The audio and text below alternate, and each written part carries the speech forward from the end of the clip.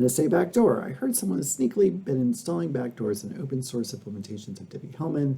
I wonder who it could be. So it references us to Mr. Wong's white paper, and I found that here. And this is a paper on how to backdoor Diffie-Hellman by David Wong. And in particular, it talks here about using Pohlig-Hellman as a shortcut to solve the discrete logarithm problem.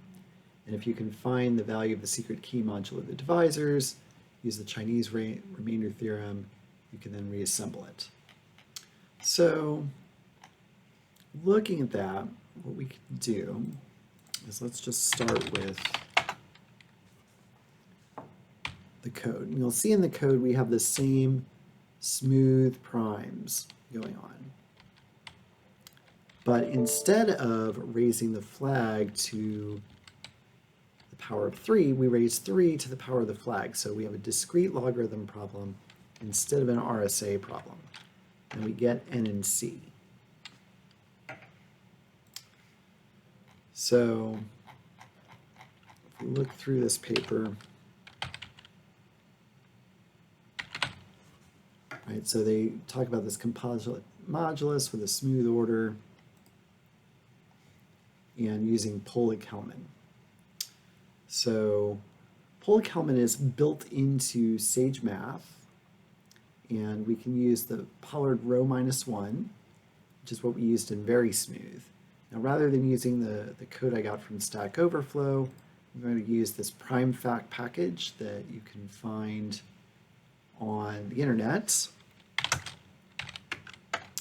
So I just had to pip3 install primefac, I import primefac, I put in n and c, which came from the problem, and I do pollard p-1, and that's going to give me back p and q, the two factors of n.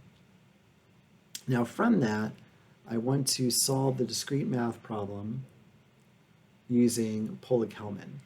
And so we have in sagemath the ability to do a discrete logarithm. And it's here in section 9.5 of the manual. So we can do this discrete log, and the discrete log will use the Pohlig-Hellman. So you just set up the modular ring and you call this discrete log function. So that's great.